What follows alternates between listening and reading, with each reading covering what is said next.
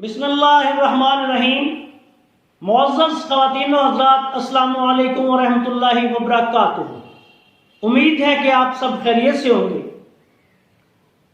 آج کی اس مختصر سی ویڈیو میں آپ کی خدمت میں پراسٹیٹ گلینڈز بڑھنا یا جس کو مثانہ کے غدود بڑھنا بھی کہتے ہیں، اس کا ایک انتہائی آسان اور کامیاب ہربل نسخہ آپ کی خدمت میں پیش کرنے جا رہا ہوں۔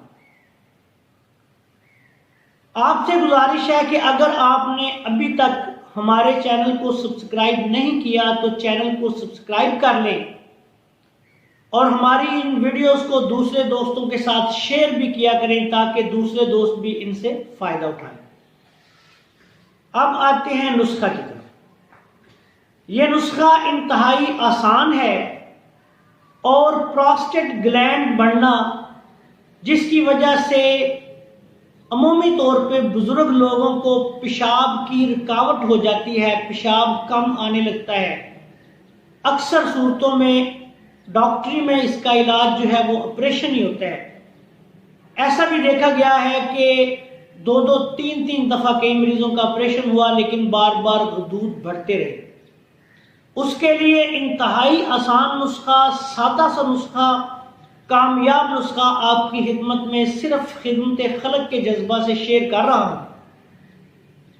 اس نسخہ کو اطباء کرام بھی استعمال کروا سکتے ہیں اور جو شائقین طب ہیں وہ بھی، اور جو ضرورت مند ہیں وہ خود بھی بنا کر استعمال کر سکتے ہیں۔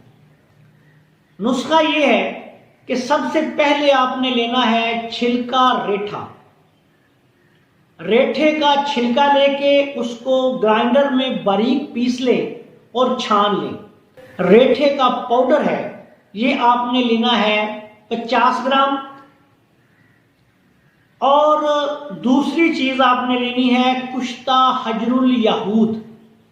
حجر الیہود جو ہے یہ گردہ اور مثانہ کی پتھری کے لیے ایک مجرب ترین دوا ہے، اور اس کو جب ریٹھے کے چھلکے کے ساتھ ملا دیا جائے تو یہ مثانہ کے غدودوں کے لیے بھی ایک بڑی مجرب دوا بن جاتی ہے۔ یہ کشتہ حجر الیہود جو ہے یہ آپ نے ہمدرد کا لے لیں، مارکیٹ میں عام دستیاب ہے ہمدرد دواخانے کا کشتہ حجر الیہود۔ یہ آپ نے 25 گرام لینا ہے۔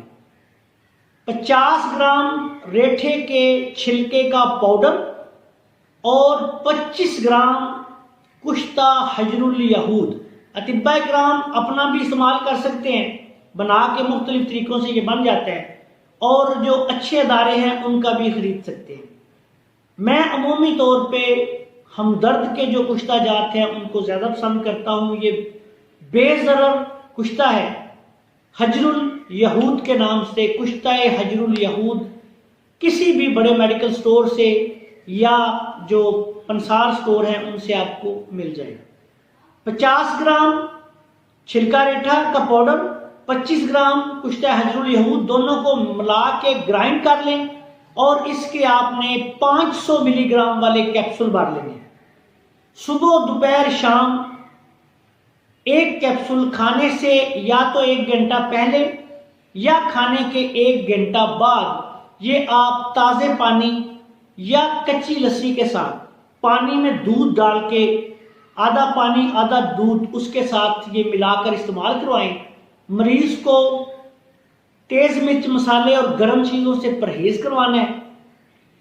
آلو، گوبھی، مٹر، بینگن، پالک، بڑا گوشت، کھٹی چیزوں سے پرہیز کروانا ہے۔ کھانے میں سبزیاں، کدو، ٹنڈے، شلجم وغیرہ دیں۔ کالی مرچ کا استعمال اس کو مریض کو ساتھ کروائیں، اور اس نسخہ کا استعمال کروائیں صبح دوپہر شام۔ یہ تقریباً 1 ماہ کا کورس کروا دیں، انشاءاللہ تعالی بغیر آپریشن کے پراسٹیٹ گلینڈ بڑھنا اللہ کے فضل و کرم سے جو ہیں وہ نارمل ہو جائیں گے، اور مریض جو ہے اس کی تکلیف جو ہے اللہ کے فضل سے ختم ہو جائے گی۔ اگر تکلیف بہت زیادہ ہو تو اپنے قریبی معالج کے ساتھ مشورہ کر کے بھی اس نسخہ کو استعمال کیا جا سکتا ہے، یا اس کے ساتھ قریبی معالج کے مشورہ سے کوئی دوسری معاون دوا بھی شامل کی جا سکتی ہے۔ آخر میں اس دعا کے ساتھ آپ سے اجازت چاہتا ہوں کہ اللہ تعالیٰ ہم سب کا حامی و ناصر ہو۔ السلام علیکم ورحمۃ اللہ وبرکاتہ۔